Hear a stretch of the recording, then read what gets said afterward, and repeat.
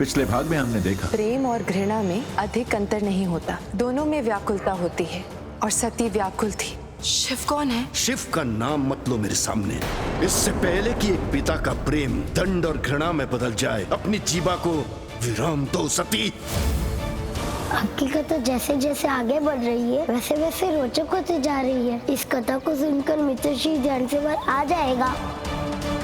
अब आगे आ जाइए ना शिव, एक बार आ जाइए, एक क्षण के लिए आ जाइए शिव, एक बार आ जाइए, आइए ना शिव।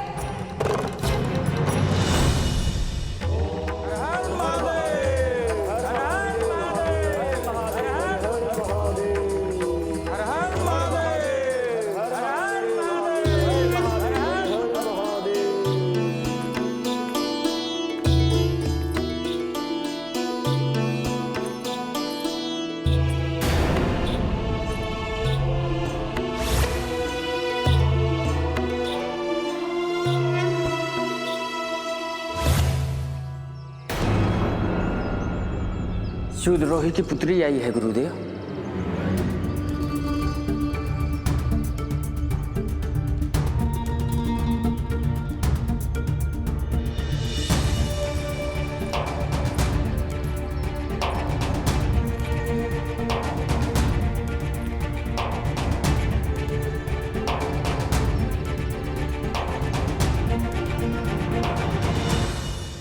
राजकुमारी सती, आप यहाँ हमारे आश्रम में?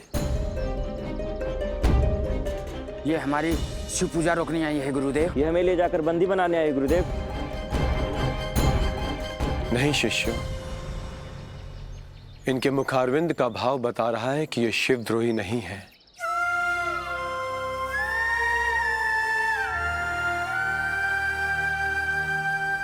इनकी आंखों में शिव के प्रति अनुराग स्पष्ट झलक रहा है। जिनके मन में शिव होते हैं उनकी आंखों में शिव दिखते हैं। राजकुमारी सती, कहिए, मैं आपकी क्या सहायता कर सकता हूं? मैं जानती हूँ आप शिव के परम भक्त हैं महर्षि दधि जी, इसलिए मैं आपकी सहायता लेने आई हूँ। कहिए, मैं आपकी सहायता में क्या कर सकता हूं? मुझे शिव से मिलना है, मुझे उनका पता बताइए। कहाँ रहते हैं वो, कहाँ मिलेंगे? शिव तो सर्वव्यापी है, सर्वत्र है, संसार के कण कण में है, जन जन में है, मन मन में है। कोई ऐसा एक स्थान या एक जीव निश्चित नहीं है। ये तो मैं समझती हूँ महर्षि, इसीलिए जहां मैंने उन्हें पहली बार देखा था मैं उन्हें वहीं मिलने गई थी, परंतु वो मुझे वहां मिले नहीं। तभी तो मैं आपके पास आई हूँ। यही तो उनका स्वभाव है राजकुमारी सती, कि वो किसी एक स्थान पर स्थायी रूप से नहीं टिकते। वो तो योगी है, आदि योगी है, और योगियों का स्वभाव होता है रमते रहना, अभी यहाँ तो कभी कहाँ, जैसे बहता पानी। फिर भी यदि उनके भक्तों को उन्हें ढूंढना हो, उन्हें प्राप्त करना हो, वो किसी एक स्थान पर तो जाते होंगे। यही उनकी विशेषता है राजकुमारी सती, कि उनके भक्त को उनको कभी ढूंढने की आवश्यकता नहीं पड़ती। वो स्वयं ही अपने भक्त को ढूंढते हुए चले आते हैं। इसलिए यदि आपके निर्मल हृदय में उनके लिए प्रेम है, भक्ति भाव है, तो स्वयं वो आपके पास आ जाएंगे। नहीं महर्षि, मुझे उनको अपने पास नहीं बुलाना है, मुझे स्वयं उनके पास जाना है। कृपया करके मुझे उनका स्थान बताइए। यदि उनका कोई एक स्थान होता तो मैं अवश्य आपको बता देता। जो भी उन्हें प्रेम से पुकारता है, समर्पण भाव से स्मरण करता है, उनके लिए वो कभी भी कहीं भी आ जाते हैं। तो उनका क्या कोई प्रिय स्थान नहीं है? है। कौन सा स्थान? कैलाश, कैलाश,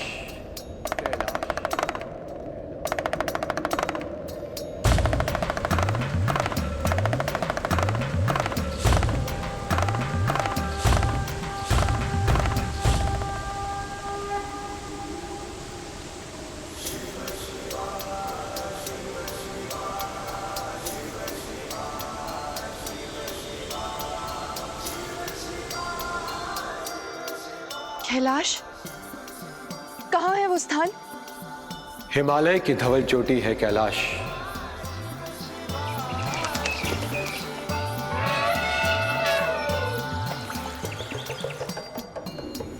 हिमालय की धवल चोटी, कैलाश। धन्यवाद, आपका बहुत बहुत धन्यवाद महर्षि। अब मैं कैलाश जाऊंगी, शिव को ढूंढूंगी।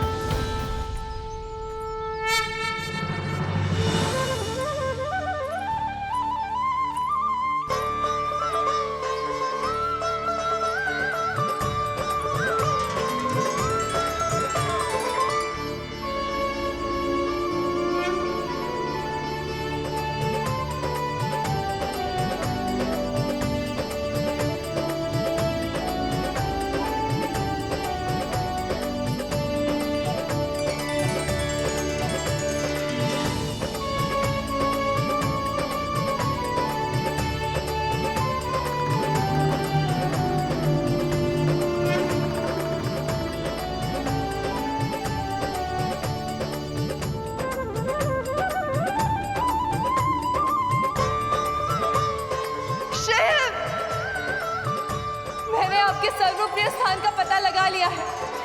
मैं जानती हूँ आप कहाँ रहते हैं। कैलाश में रहते हैं ना आप? कैलाश में?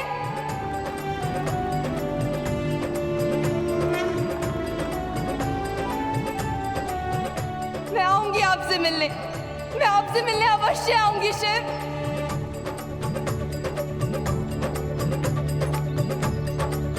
मैं ये तो नहीं जानती कि कैलाश की दिशा क्या है, परंतु ये अवश्य जानती हूँ कि यदि मेरा प्रेम, मेरी भावना सच्ची है तो आप मेरा मार्गदर्शन अवश्य करेंगे, अवश्य करेंगे शिव।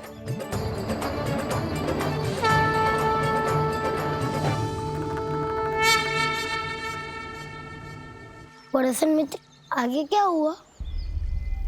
महल केवल उनका शरीर गया था, उनकी आत्मा नहीं। उनकी आत्मा वहीं कहीं छूट गई थी।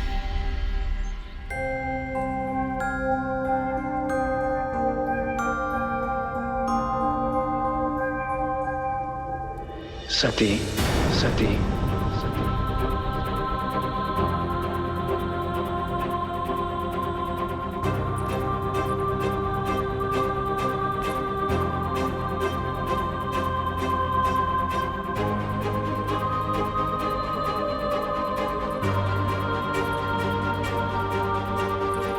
सती, सती,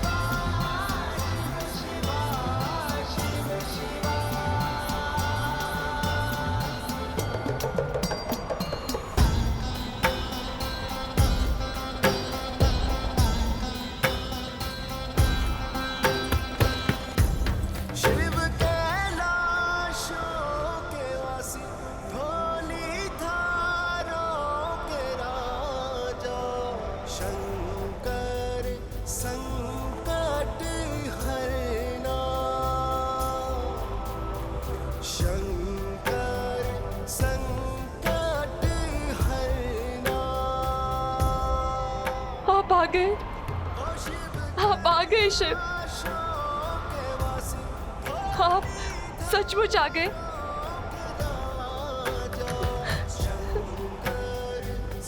सती,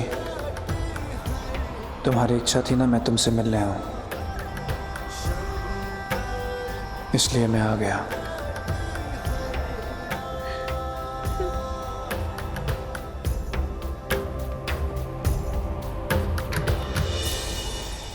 मेरी इच्छा और आपकी इच्छा नहीं थी?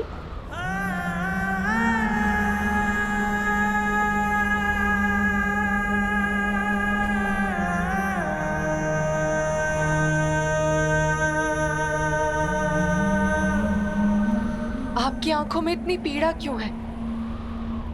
कभी कभी तो मैं कल्पना करती हूँ, ये सोचती हूँ कि आपके चेहरे पर मुस्कान कैसी लगेगी।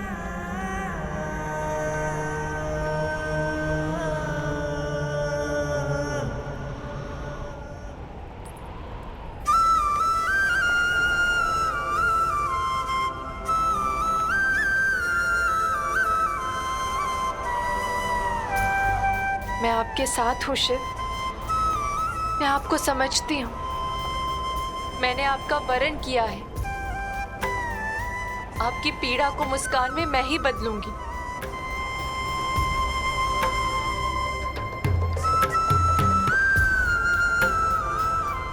मुझे नहीं पता कि आप ये अनुभव करते भी हैं या नहीं, परंतु मैं आपके बिना नहीं रह सकती। मैं आपसे बहुत प्रेम करती हूँ शिव, बहुत प्रेम। और आपके लिए मैं किसी को भी त्याग सकती हूँ, माता पिता, घर द्वार, ऐश्वर्य वैभव, सब कुछ। मैं आपसे बहुत प्रेम करती हूँ शिव, बहुत प्रेम। मैं आपसे बहुत प्रेम करती हूँ शिव, मैं आपसे बहुत प्रेम करती हूँ शिव, मैं आपसे बहुत प्रेम करती हूँ। सती, मैं आपसे बहुत चेतना प्रेम में आओ करती हूँ। सती।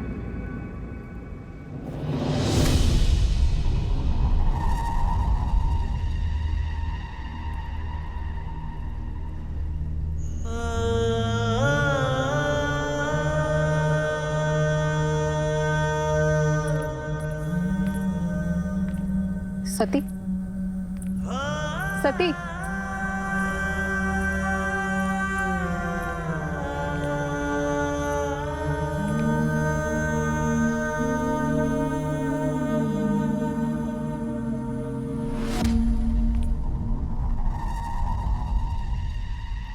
तुमने अपने मन की बात अपने स्वप्न में बता दी सती।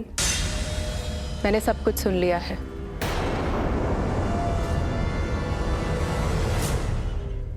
मैं शिव से इस संसार में सबसे अधिक प्रेम करती हूँ।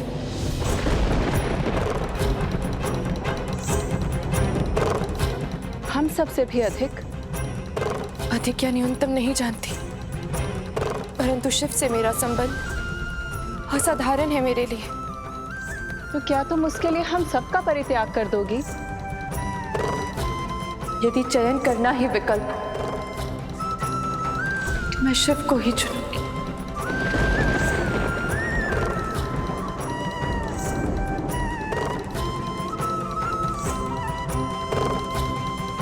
प्रजापति दक्ष की पुत्री को प्रेम भी हुआ तो प्रजापति दक्ष के सबसे बड़े शत्रु से? प्रेम तो एक आंतरिक प्रक्रिया है दीदी, जैसे भूख, प्यास। प्रेम किया नहीं जाता, स्वतः हो जाता है, और उसके होने के पश्चात उसकी अनुभूति होती है।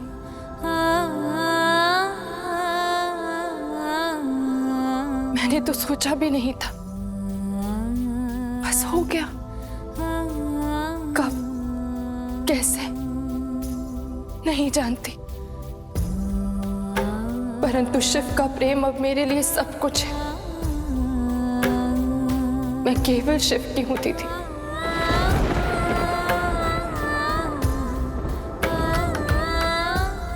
और शिव से ये प्रेम का स्थायी भाव कभी समाप्त नहीं होगा,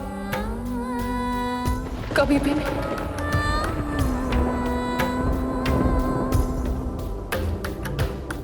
तुम जानती भी हो कि तुमने किस मार्ग का चयन कर लिया है सती? अपने कदम वापस ले लो सती। नहीं दीदी, प्रेम के जिस पथ पर मेरे पग अग्रसर हैं, वो ना तो अब रुकेंगे ना थमेंगे। और आप जानती हैं, मैंने तो उनके निवास स्थान का भी पता कर लिया है और मैं उन्हें ढूंढने हिमालय की ओर कैलाश जाऊंगी।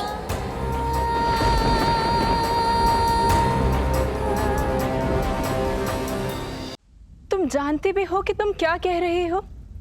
सती सत्य कह रही है। अब स्वयं को रोकना मेरे वश में भी नहीं।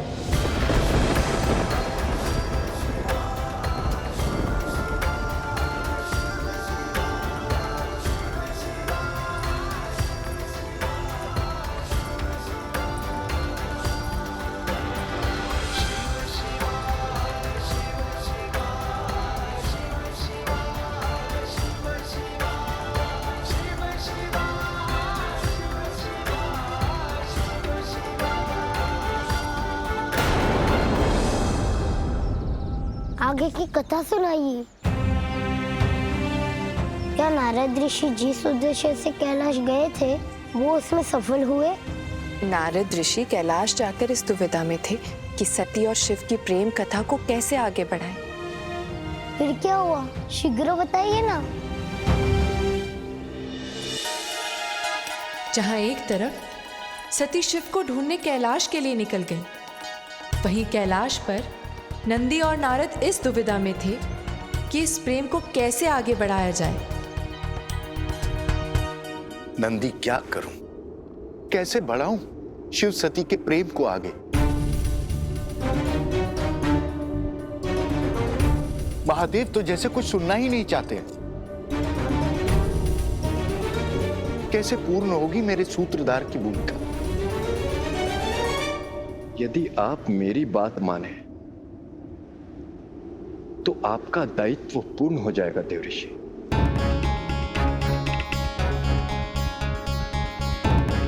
अच्छा, बताओ। प्रभु की ओर से ध्यान हटाकर आप माता सती के हृदय में फूटे प्रेम के अंकुर को और विकसित करने पर ध्यान केंद्रित कीजिए देवऋषि। मैं समझा नहीं। देखिए, माता सती जब प्रभु को प्राप्त कर लेंगे तो वो स्वयं ही प्रभु के मन में प्रेम जागृत कर देंगे। परंतु शिव के मन में बिना प्रेम के जन्मे कैसे पाएंगी माता सती शिव को, और कैसे जगाएंगी उनके मन में प्रेम? पता नहीं कहाँ, किस दिशा में है कैलाश। सती,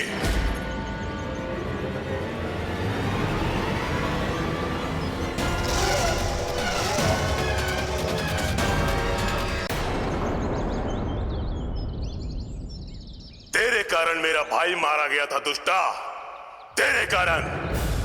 अब मैं तुझे नहीं छोड़ूंगा।